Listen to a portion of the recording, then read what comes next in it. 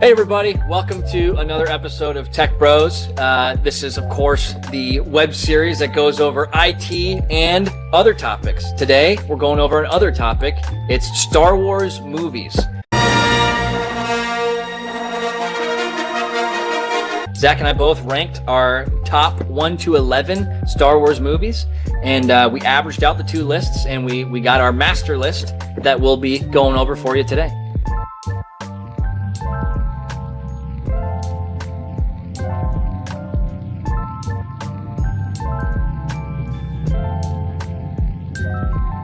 Probably going to be a little bit controversial. We're not going to go through all 11.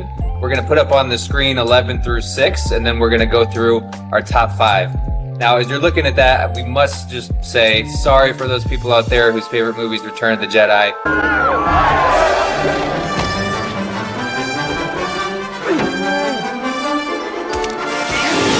It just was number 7 for us. That's not saying it's not a great movie. This list is more saying our favorite Star Wars movies. So, with being that said, we can go right into the top 5. Yeah, all right. And starting with number 5, Zach, A New Hope.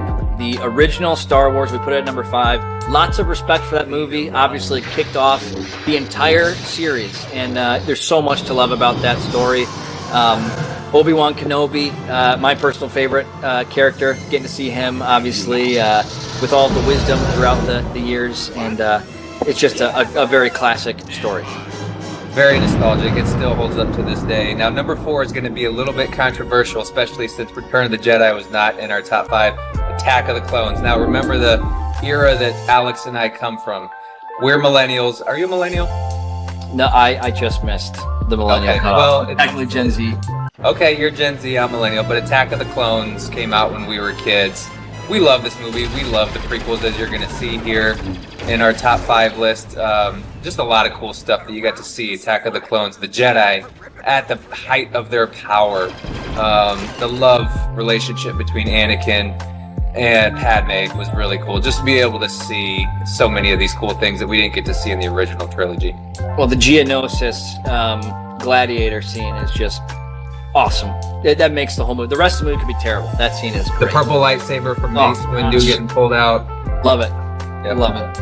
All right, coming in at number 3, The Phantom Menace. Now, you want to talk about ruffling feathers potentially. That's higher than what I had on my list by a little bit. Zach certainly pulled some of his weight from his list, but still a great movie. Qui-Gon Jinn, of course. Liam Neeson. You gotta love him. Young Anakin. Seeing the progression of how his life went, starting from this young boy who's full of love for his mother, and it's a really great origin story for Anakin. Just a great introduction to the new trilogy that George Lucas made, to just go back 30 years and show how this galaxy was when it was pristine, before the dark times in the Empire. It was clean. It just looks so cool. You get introduced to these new Jedi and learn all about what they were, because Obi-Wan hinted at it in A New Hope, but you never really got to see what these Jedi were about. Number 2, Revenge of the Sith. This was your number 1. It was my number 3. So it's a near perfect movie. I agree. Just so much. The best lightsaber battle, I think, in all of Star Wars. The most emotional lightsaber battle. I'm getting chills right now. Just the whole movie is just amazing from start to finish. Yeah, it's awesome. And like Zach said, that was my number 1. But our number 1 combined is worthy of being here. It's The Empire Strikes Back. Again, talk about a perfect film. It's just great from the beginning on Hoth. Just awesome cinematography out there. And then obviously the iconic "No, I am your father." He told me you killed him. No, I am your father.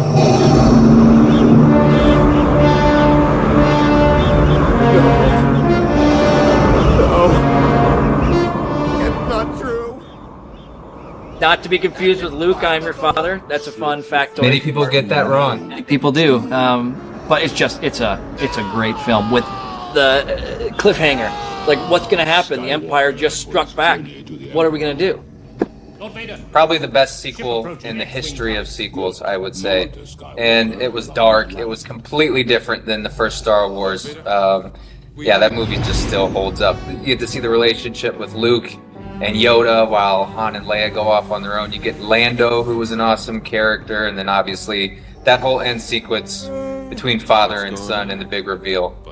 I wish I could watch that again for the very first time. Yep. Absolutely. Well, that's our top 11 list of Star Wars movies with an emphasis on the top 5. Let us know what you think of the list in the comments. What did we get right? What did we get wrong? What was completely absurd? Any bad takes? Any good takes? Just let us know. And thank you so much for watching again. Thanks, guys. Go easy on us, please. Take care. Bye.